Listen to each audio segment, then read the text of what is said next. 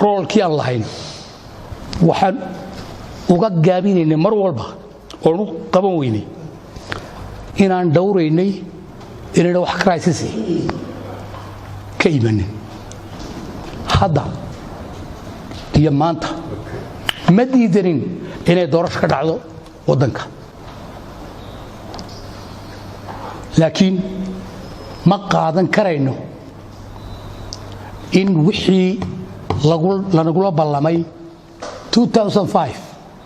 oo ilaa maanta soo jiitamayay inay saddex inan oo ilmaadeerihii intay shir qabsadaan ay dhahaan dhayd heblaayo ayaa lagu soconayaa in doorashadii la galo oo intaa leego tixgelina aanay siinin oo dhahay waxaa lagu soconayaa sidii markii hore lagu galay oon xitaa ku jirin aan isla eegno oo xaggaa kale uga wareegi doonaa sidaa maanta ha loo galo loo isticmaalayo amar camal aan qorqabasho biyaha la isku cabsiinayo that will never ever happen dhici mayso mana dhici doonto mana ogolaanayno mana aqbali doono haddii Soomaaliland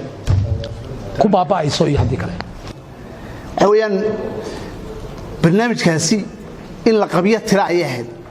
madaxweyne Muuse Biixi in alla intuu walolaha ku jiray meel walba wuxuu ka sheegayay inuu barnaamijka u horeeyo wax ka qabanayo ka noqon doono oo wax la wada leeyahay Soomaaliland la isugu iman doono haba saacatay may suurtoobi waxa iman doona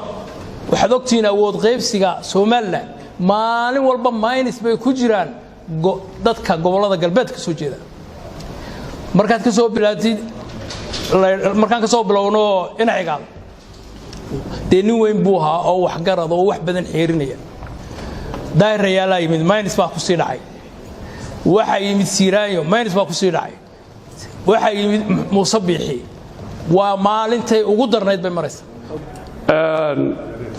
halkan waxaan kaloo ka hadlaynaa odayaashii qaranka waxaan anagoo ka turjumayna labada gole taageersanahay shacbiga aanu ka wakiilkanahay rabitaankooda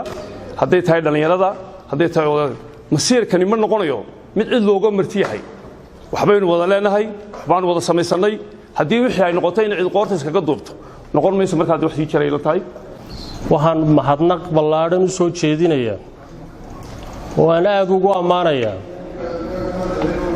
sida ay uga dhiidiyeen oo ay masiirka iyo baawarka ummadda meel u dhigeen guud ahaan shacabka reer Awdal gaar ahaan ilaahay raalli ah ka ahaadee salaadiinta sharafta mudan